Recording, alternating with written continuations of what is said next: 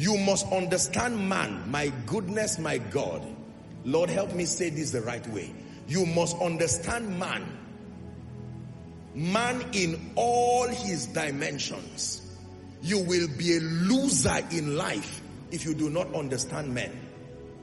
It's not an insult. It's just a harsh description to force your mind to believe me. You will be a loser in life if you do not understand how to walk with men in this cosmos.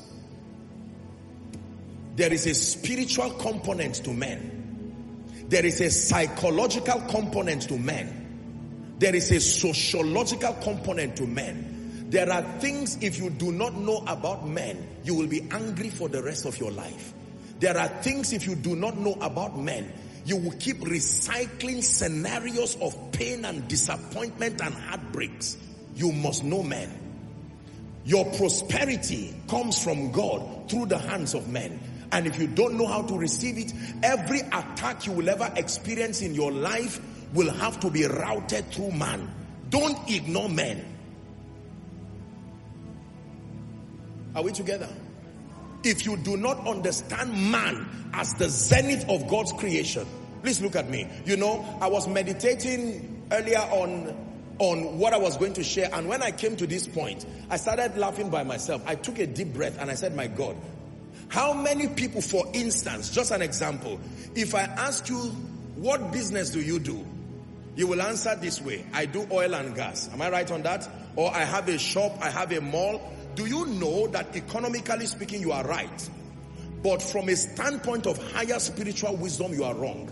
There is nobody who does the business of things. Everything in life is the business of men. Oil only has its value because men place value on it. Your shop only has customers because men have chosen. The day men cease to place value on what you do, it becomes valueless. Once upon a time, value from men was placed on a typewriter, and whoever owned it or could use it was termed valuable.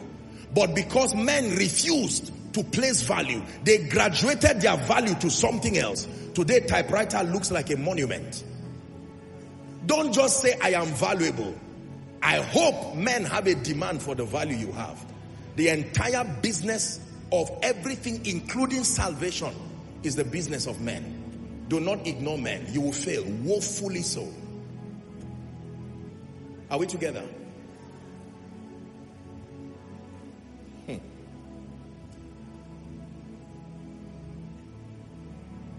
Spirit, break out.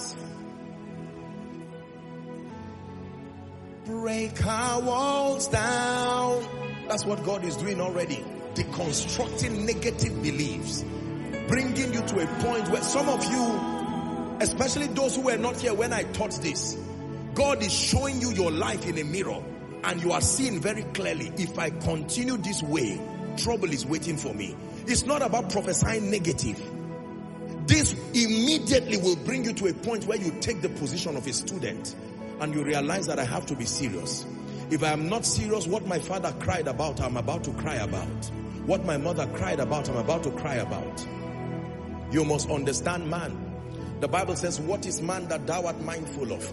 Business is run because of men, not just ideas. Ideas only have their value because men make them valuable.